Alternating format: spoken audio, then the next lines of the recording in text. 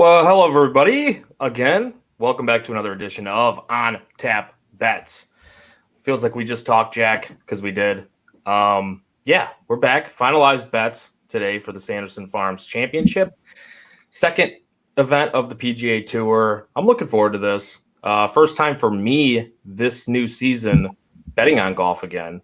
I did not get a part of the Fortinet Championship or the President's Cup even because I just didn't have much interest.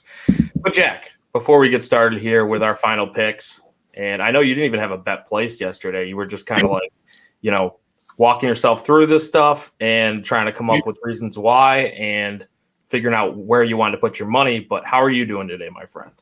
I'm doing lovely, Joey. Yeah, I kind of wanted to go through a couple more steps before finalizing anything. I also just wrote my article for the Sanderson Farms Championship. You can check that out on OnTap Golf, ontapsportsnet.com. Be sure to go and check that out. It's got a ton of tidbits that I'll be mentioning on the show here today, but I feel like I have a decent grasp on this tournament. I don't know. It's a weird one, though, because it's not a very deep field, not a lot of top-tier players, to say the least, and you never really know how those guys are going to play. So while I feel like I'm on the right track, we're going to have to see how it all goes this week. But I've done a bunch of research in the past couple of days, and I feel comfortable enough now where I've started filling out my betting slip, and I'm pretty close to finalizing it. I got a couple more tweaks, but for the most part, I know what direction I'm heading in, Joey. So good start here this week for me, and I'm excited to get back to the action tomorrow. Like you, I didn't have anything on the Fortinet.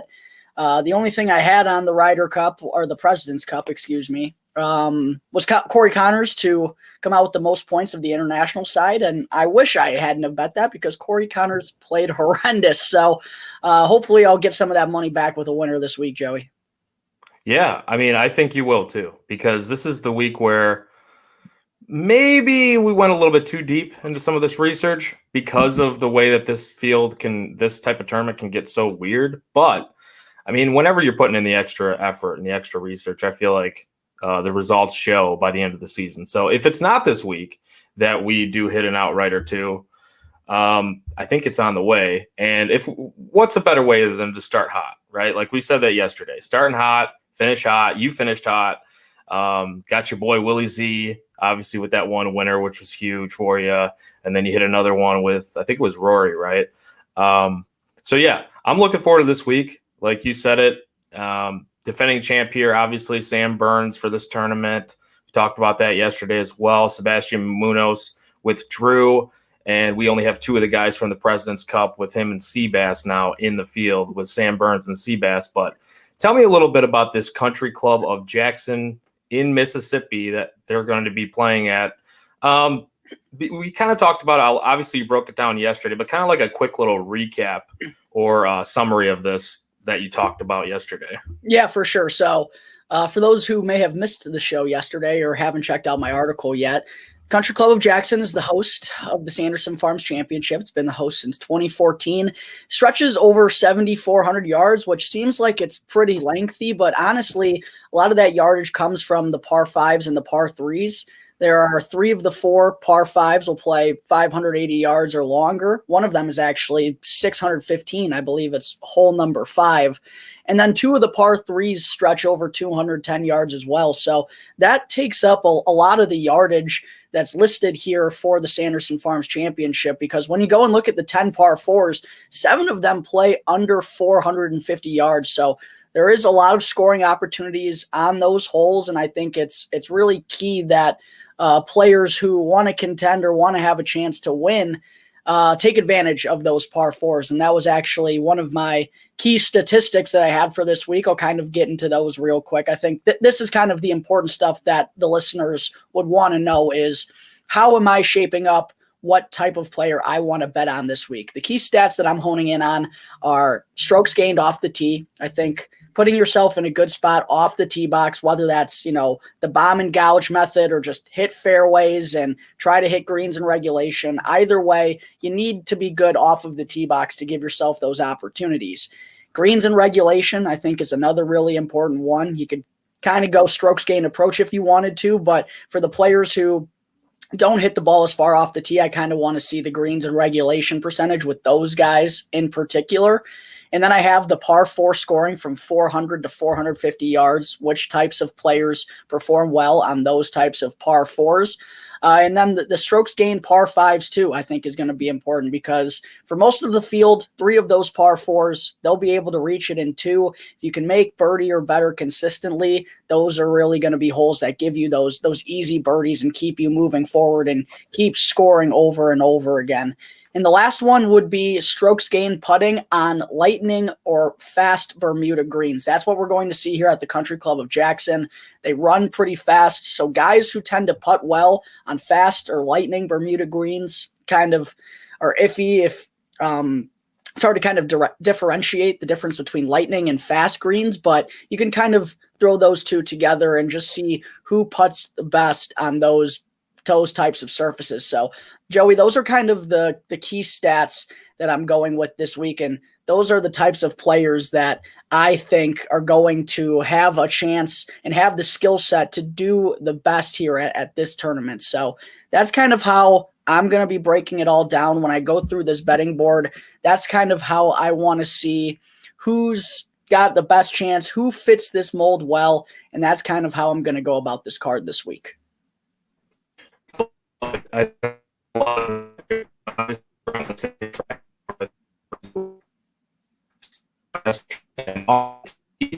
appreciate that. Where we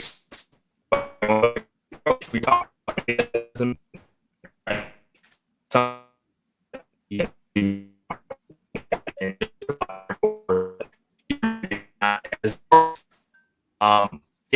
what do you say here? And kind of like, obviously we have our outrights that we've selected, and we talked a little bit beforehand, but we didn't talk too much about which golfers we like. Yesterday, I kind of gave out a ton that I like, but I'm very intrigued and interested to see which golfers you're on this week. We'll start with the top of the betting board. That 11-1 with Sam Burns, and you have 16-1 JT Poston, all the way down to like that 30-1 range. Who's catching your eye? Who did you wind up on? Yeah, so interesting note.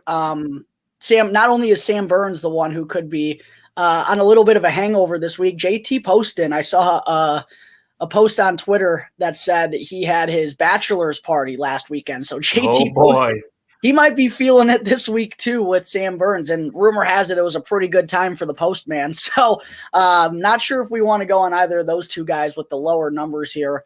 But the one that really stuck out to me, I talked about him yesterday, it was Sahith Theegala.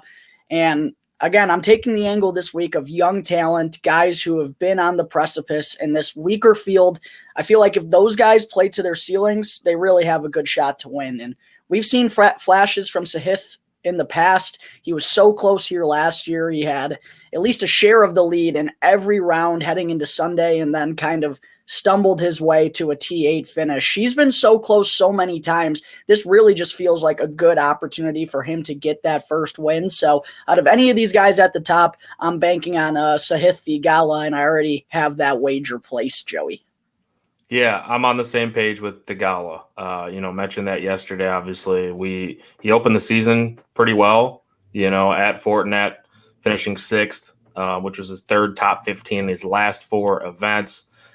Dating back to last season, obviously. But yeah, Theegala makes a lot of sense. He's moved down from that 20-1 to, it seems, yeah, he's mostly kind of, I don't know if you're going to get that 20-1 number anymore, but Theegala makes a ton of sense. I think it's always scary to take a guy with this low of odds or short of odds in this type of event, but he's my favorite in this event at that low of odds. Anybody else in that 30-1 range, Jack? I know we talked about somebody else yesterday. Did you wind up on the Taylor Montgomery train? I haven't bet him yet, but he was one of the guys who I'm trying to find a way to squeeze in there, but I got to see how I'm going to make it work. I really like Taylor Montgomery's game. A greens and regulation monster, was a mammoth for the Korn Ferry Tour last year. I don't love the number, but I get why it's there because of the tournament and the strength of the field. I really feel like he should be probably 35 or 40-1 if I'm being honest. So 30-1 is kind of tough. He's actually dropped down to 28 on DraftKings, so seems like people are on him pretty heavily too. But maybe that's for a good reason. Maybe I should just accept it and take it while it's there before it drops even further. Did you get in on Montgomery already? I did, yeah. For a lot of the reasons that we mentioned on yesterday's show, like I said, you can go back and watch, go back and listen. Apple Podcasts, Spotify, all that good stuff. So we won't run down the entire list of reasons why I'm on him, but yeah, I mean, he just makes a lot of sense. I mean, third on Korn Ferry in putting average, first in birdie average, 15th in distance, like the greens and reg numbers for him, 21st, first in scoring average. Yeah, I like the recent form too with Montgomery. So I think there is a good reason why a lot of these guys are on him and pushing this number down, but at the same time, that's scary. Like a lot of the DFS guys are on him. Like that just makes me super nervous.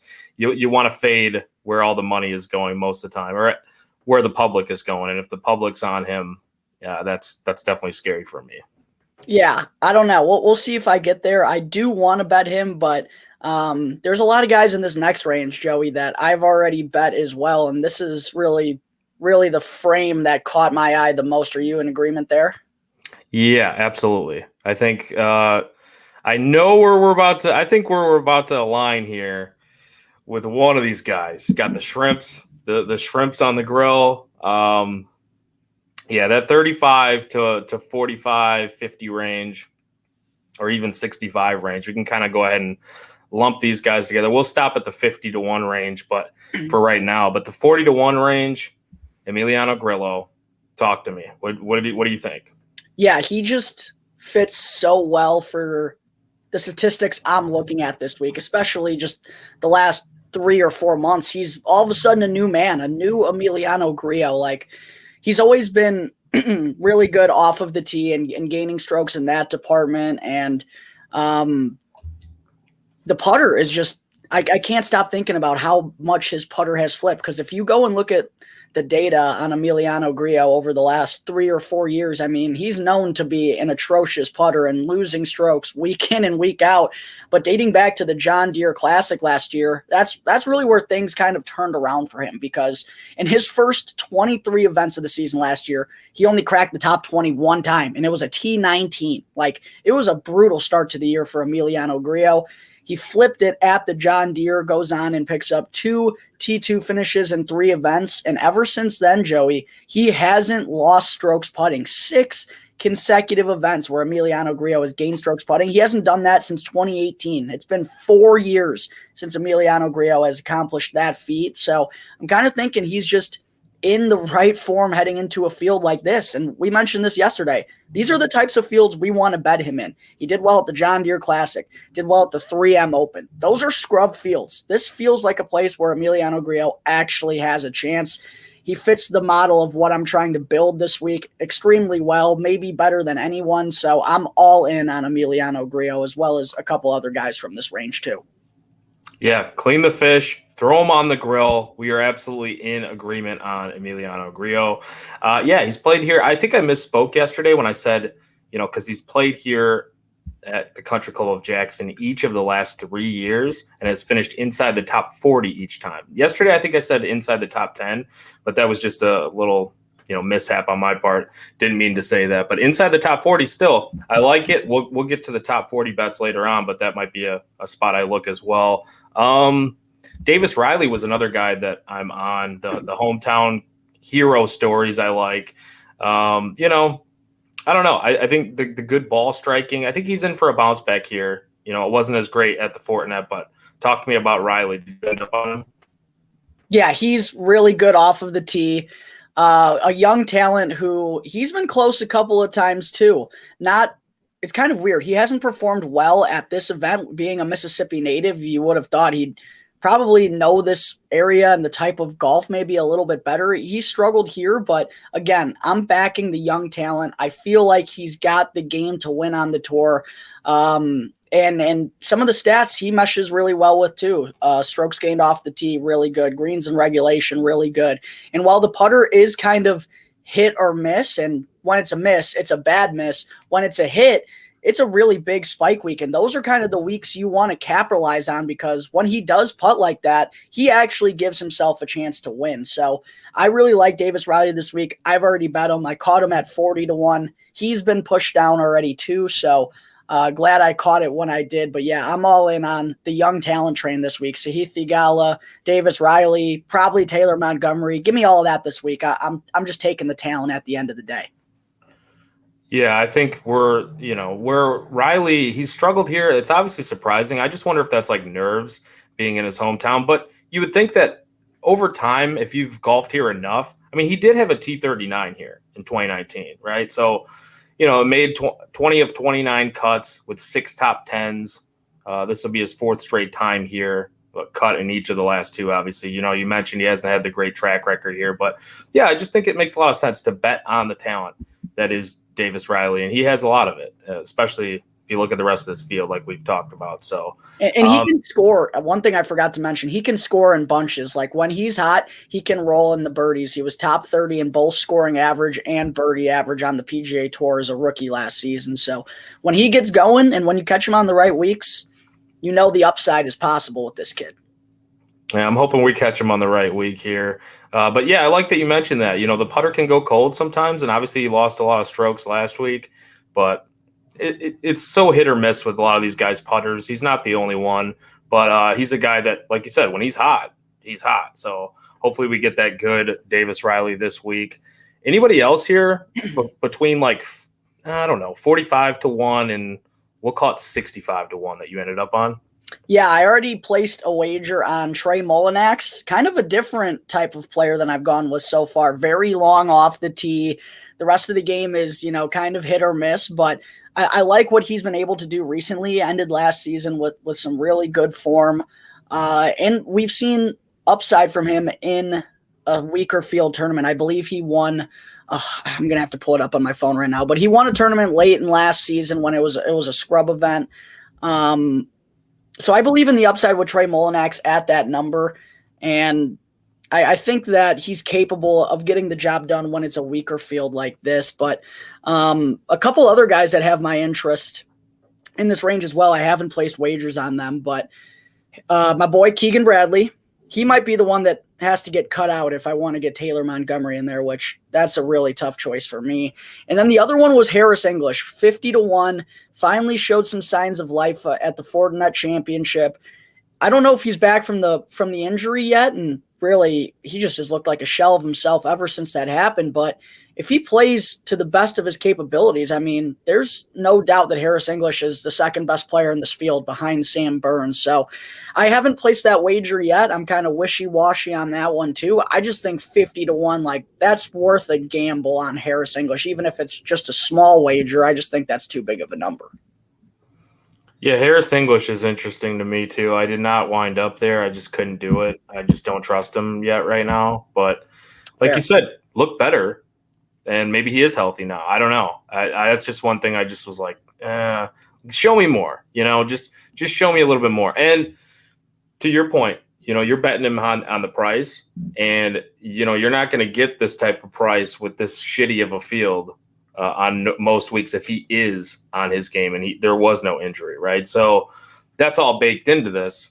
Yeah. So I think that's a wise strategy on your part to just say, hey, I'm going to take a flyer on him, just banking on the talent if he's right. So yeah, Harris English, if he was healthy, he'd be like Harris English from a year ago prior to the back injury. He'd be 10-12-1 in this field if he was 100% healthy, right there with Sam Burns. So yeah, I don't know. We'll see if I get there, but it just feels like a little too big of a number. By the way, Trey Mullinax won the Barbasol Championship late last year. Scrub field.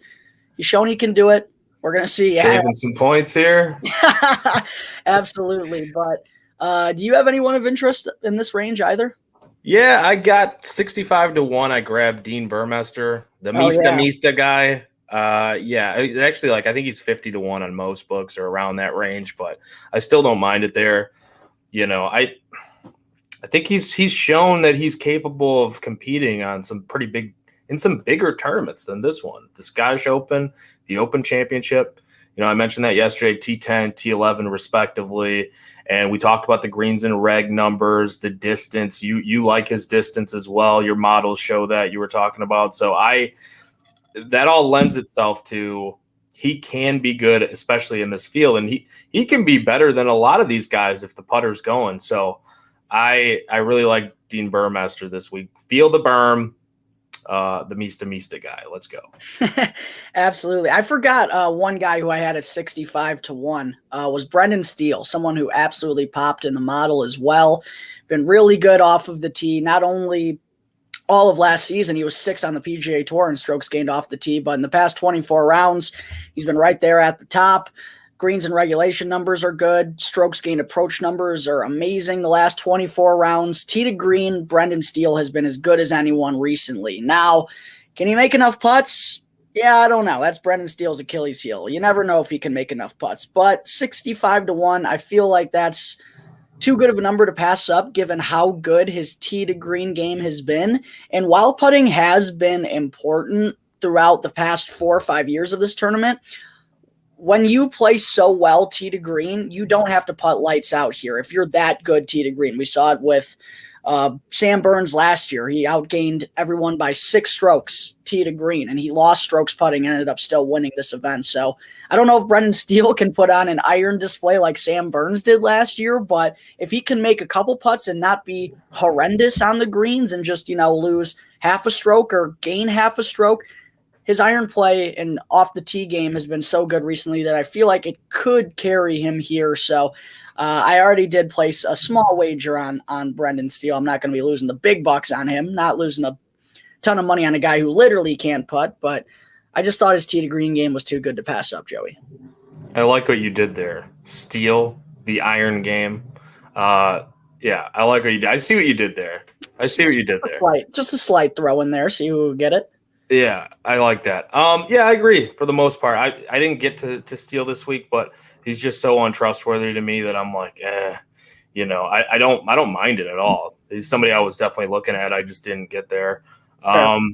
Anybody within, I don't know, this stupid range here of like 65 or like 70-1 to 100-1 before we kind of talk bombers, because I don't even know if I have anybody in this range. No, I have literally nobody from that range. I want nothing to do with any of those bums. Yeah, it's so sad, man. I feel bad talking bad about them because watch them show up and just somebody's going to win from that range now because we dogged them. So funny yesterday too. I was like scrolling through these guys. This was before I had done my finalized research. I was like, Brendan Todd, 80-1. That sounds decent. Let me go look at how Brendan Todd's done here over the years. Yeah. Oh, he missed the cut in his last 6 times. I'll pass. Missed the cut in 16, 17, 18, 20, and 22. I'll pass. No thanks. I want nothing to do with this range. Absolutely no shot. The guy I did get to, let's go ahead and look at the bombers.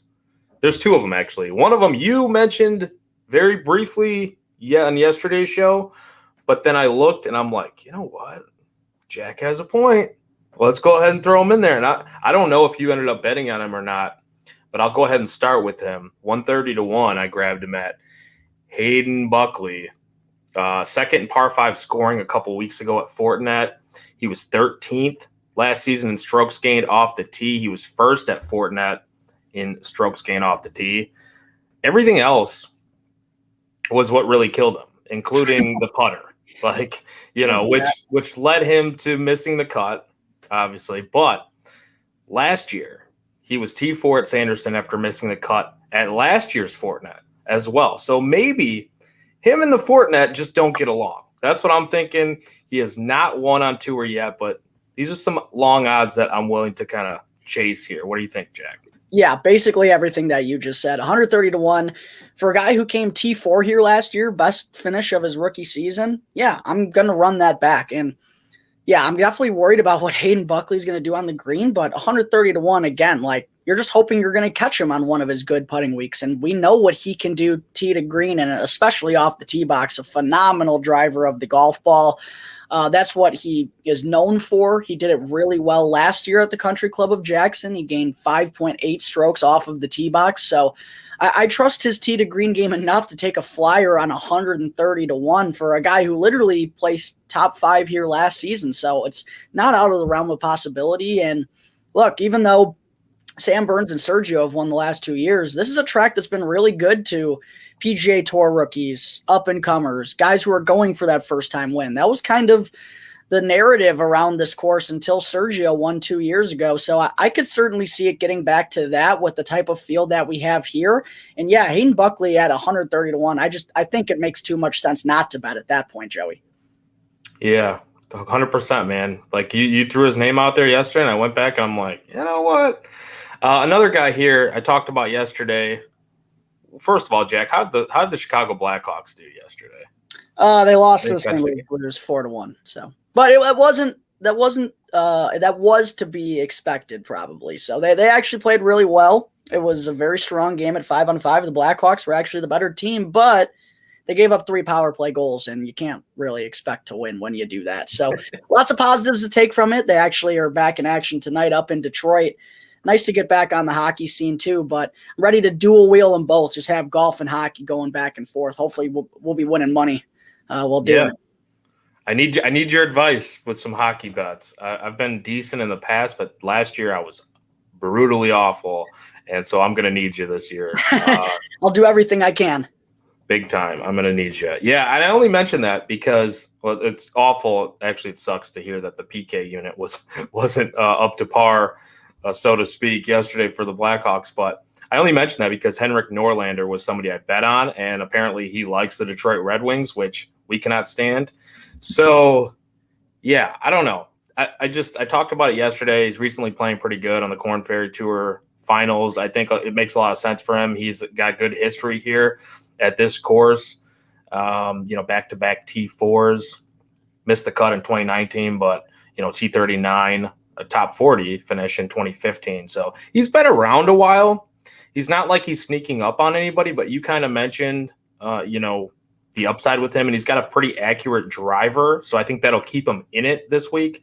What do you think about Norlander here? Did you wind up betting on him, or did you get to somebody else in this range? I'm actually Hayden Buckley's the only long shot that I've actually placed so far. I have my eyes on one other guy, but I am going to have money on Norlander somewhere else when we continue on later in the show. All right. He's been really good the last 2 years here, and yeah, has some good form coming in. So we'll get to him in just a minute here. I think we're about to wrap up our long shots, but before we do, one other guy I had to mention, my boy, Stewie Sink. 100-1. The 60-year-old Titan. I don't know how old he actually is, but he looks 60. But he can still play, baby. He can still play.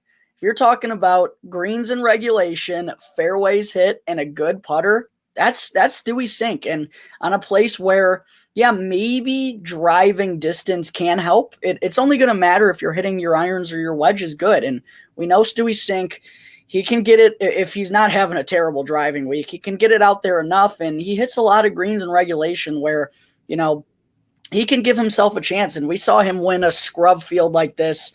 The Fortinet, actually, before it was the Fortinet, the year before they changed names. He won that tournament. He's won some weaker field events in the past. I haven't placed a wager yet, but I kind of want to bet on Stewie Sink. I like throwing my money away on Stewie Sink. It's a feel-good story. We'll see.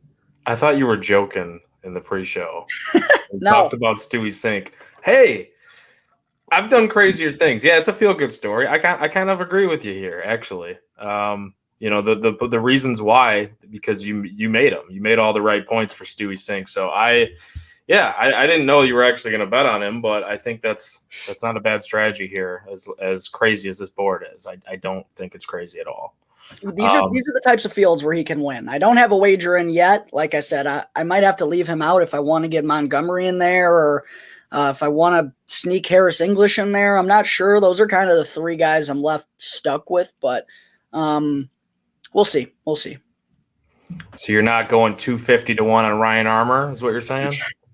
I'm definitely not going 250 on Ryan Armour, although that is a massive number for a guy. That's a huge number. Like a guy that's won here? That's crazy. That actually is kind of a huge number. The disrespect to old Ryan Armour is just like, you won't do it again. You won't do it again.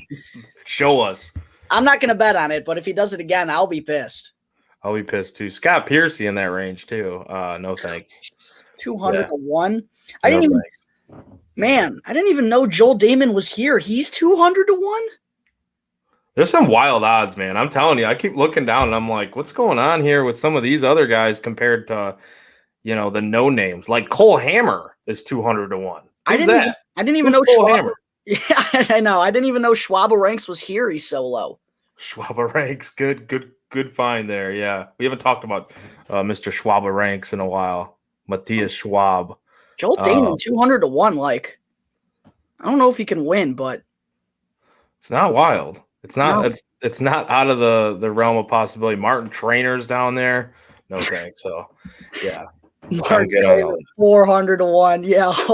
Sam Ryder's 300 to 1. No interest there. No.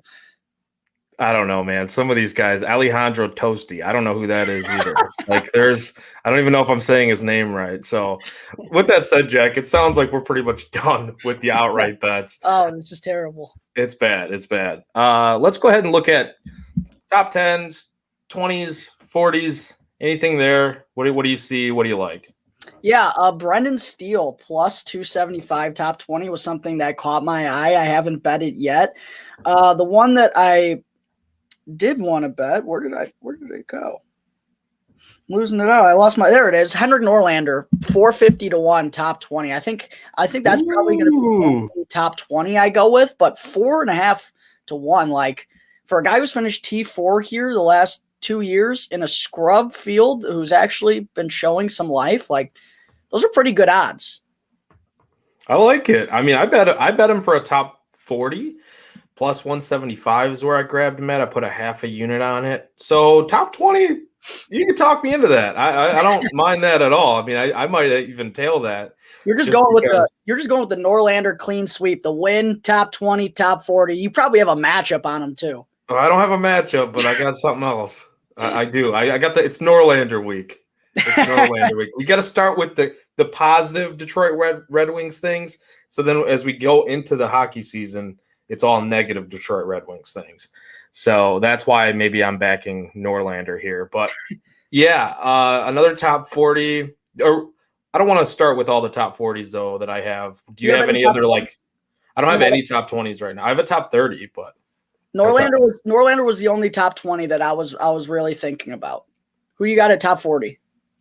I took top 30 and top 40 for Emiliano Grillo. So yeah, it was just better odds, the plus money on the top 30, but the top 40, like I still put a little bit on that because I felt like it's safer. So, but I do think he's probably going to come in the top 30 as well as he's playing with this shitty field. Yeah, it's grilling week.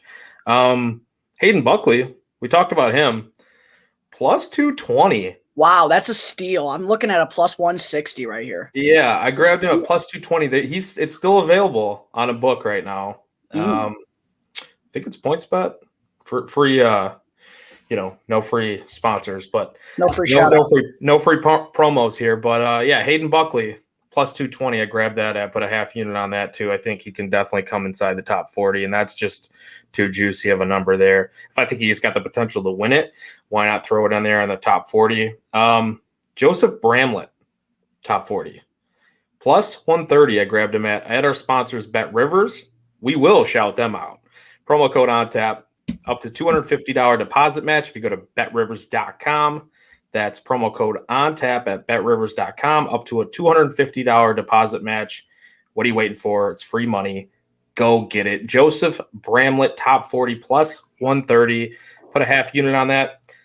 You mentioned the par 5 scoring, and you talked about it in your article as well. First in par 5 scoring a couple weeks ago at Fortinet. The guy who was second was the guy you mentioned yesterday, and we just talked about Hayden Buckley.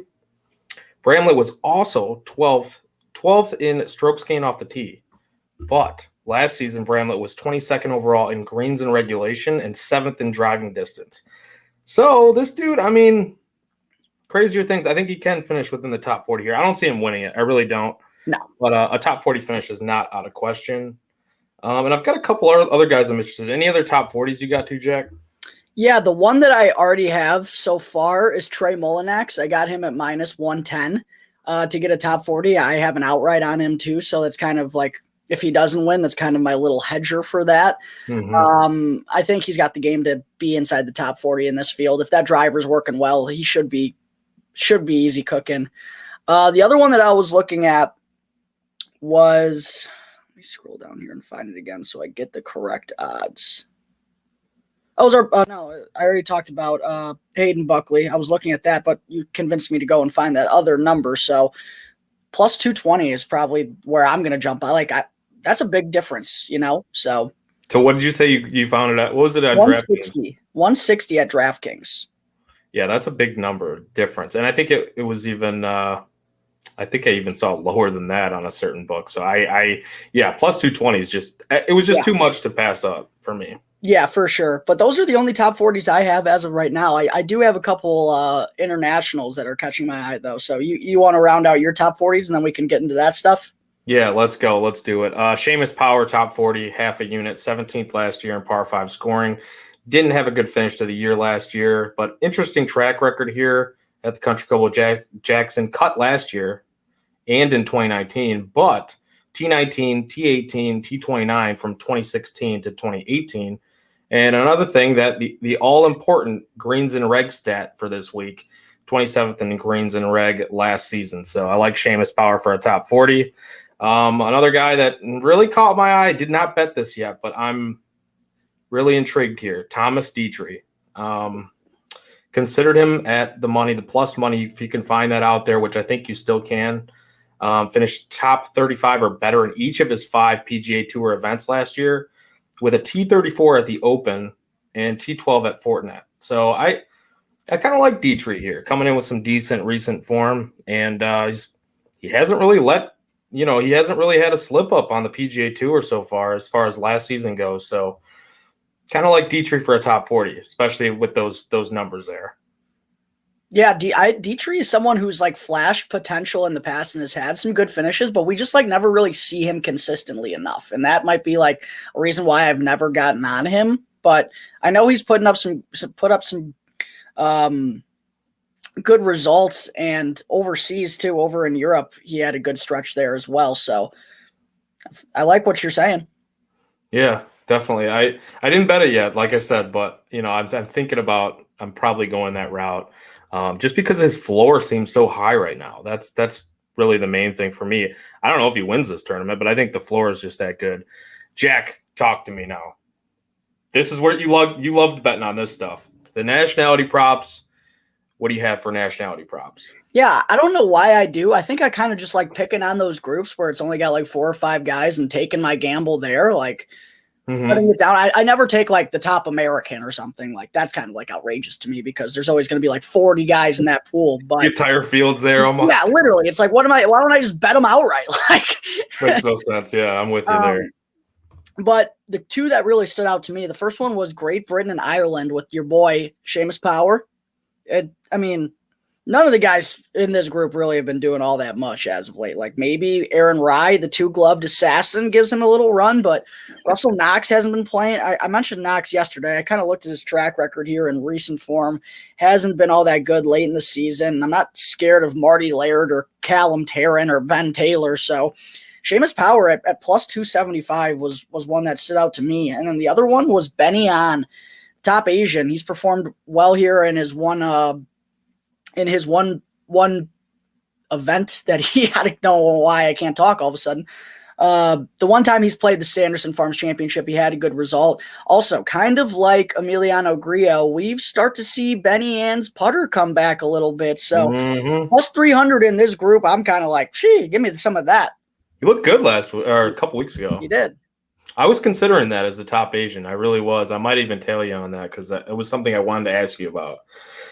That field just is kind of whatever, the top Asian field. Gosh, it's him and CT Pan and literally 4 guys I've never heard of. Yeah, like it's bad. I agree with you there. You mentioned Callum Tarrant. Don't call him Tarrant.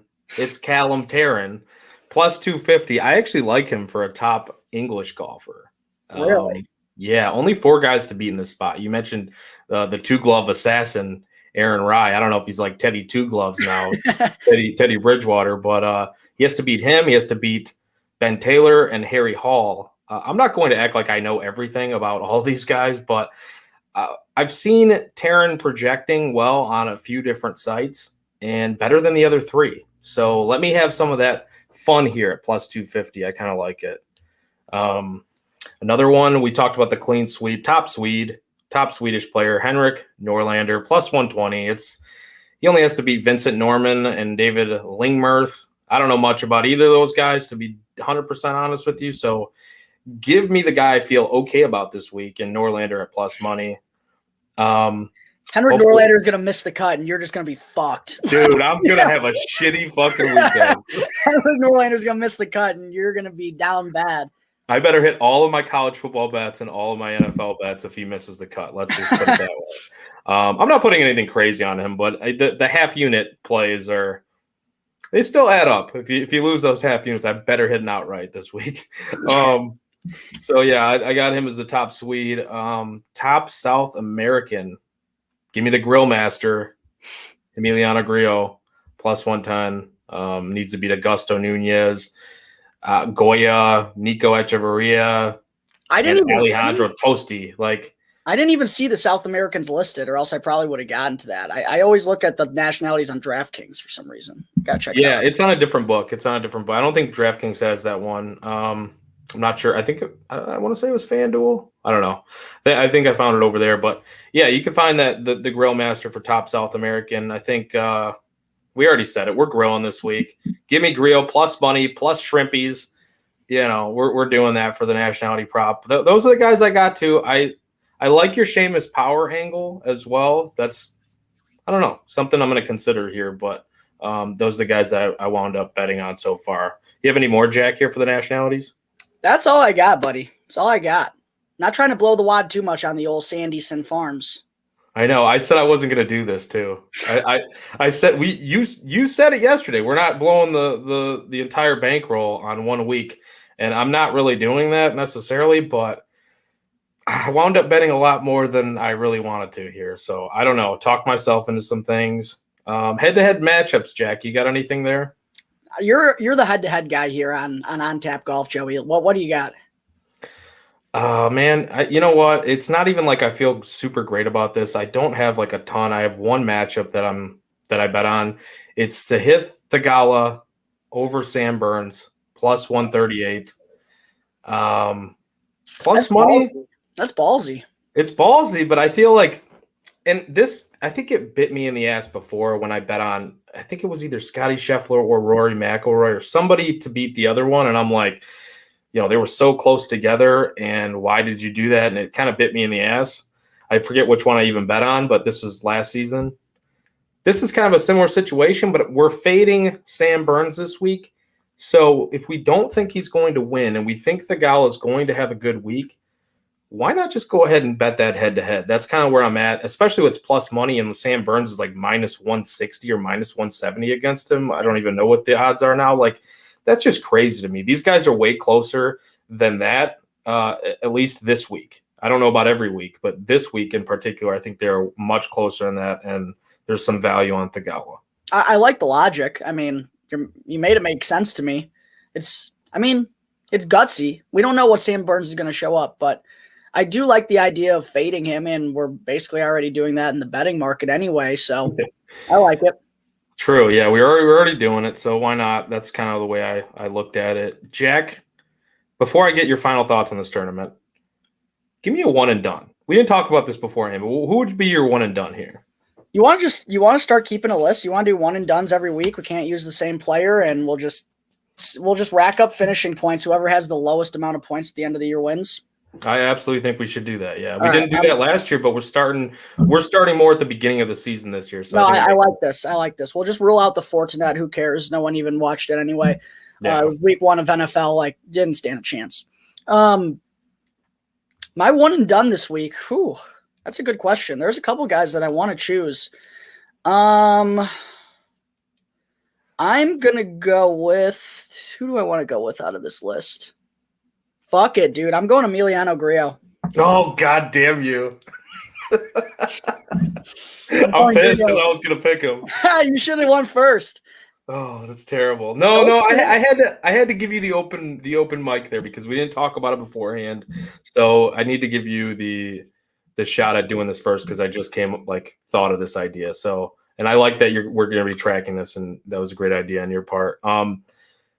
Oh man, this is tough. This is really tough this week. You won't go Henrik Norlander. I don't know, man. I don't know. It's a bad pick. You can find anyone else in this field that's better. Yeah, I'm definitely not doing that. You're spot on about that. This is not a great week for him.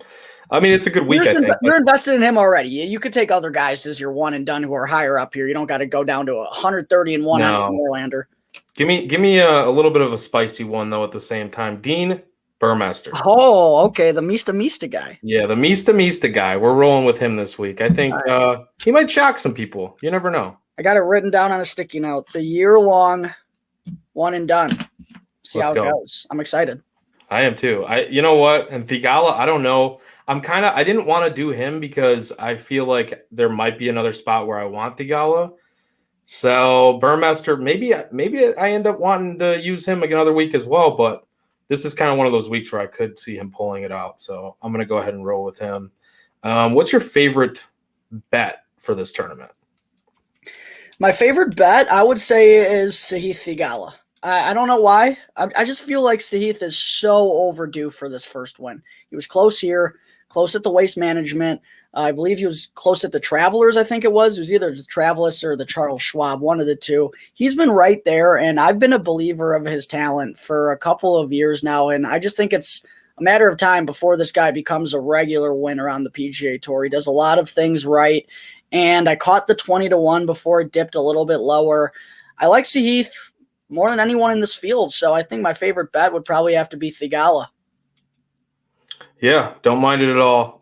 Is that your favorite? It's favorite outright. Is that your favorite just bet overall then for the whole tournament? Yeah, I'm just gonna call it that. It's my favorite bet. All what do you got? Good deal. I'll say favorite outright. I like Grillo this week. I think he really could pull this thing off. I stole the one and done right from underneath me. I think we're growing. I really do. I think him as a top 30 because that'll be like my actual favorite bet because I do think he has a shot to win. So. Top 30, Emiliano Grillo. That's my favorite bet of the week. Jack, final thoughts before we get into this second event of the year, first show that we've done for the new season. Looking forward to it, man. Any thoughts here? Couldn't be more stoked to go through the grind of this PGA Tour season with you, Joey. But yeah, just good to be back, man.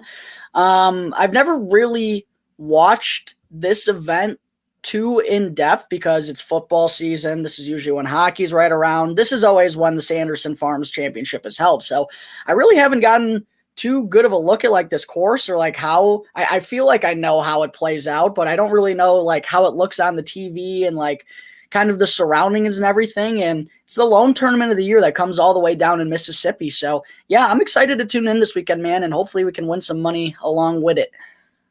I'm with you. I usually don't tune into this either. I really don't. I mean, now that we have some money on it and we got a little bit on the line, we're doing these shows every week, your interest gets piqued a little bit more, so you get a little bit more riding on it. You get a little bit more intrigued. So that'll be the case with me. I'll be definitely flipping back and forth between this tournament and college football and NFL because as you guys know, I will be betting on those. So make sure you are following at OnTap Bets and at OnTap Sportsnet. All social media platforms for OnTap Sportsnet. And then that's OnTapSportsnet.com for all of your Chicago sports needs. Cubs, Bears, Bulls, Blackhawks. Missing one, White Sox. Yeah, they're irrelevant. We already went over this. We already talked about this. I always pause there, too, because I'm like, I'm missing one, but they're not like my team. Like, so I don't know. But I don't mean to miss them. I swear to God. Yeah, Jack, obviously at OnTap Golf. Follow it on Tap Golf. That's what the show we're doing here. And I mean, Jack's doing a great job with all the content. Check out his article from earlier today, breaking down this field as we've been doing this entire show. But definitely put a lot of good numbers in there, statistics to watch for, and players to watch for. So I think it was a great article. Win some money this week. Name of the game. Win some money this week. Place some bets. Win some money. Jack, what do you say we get on out of here the only way we know how? Absolutely. Yeah, let's wrap it up. Let's get some money this week and come in with a nice smile on our faces Tuesday when we kick it off the following. Let's get it. Crack them. Lock them. Be safe. Good luck. Cash some tickets.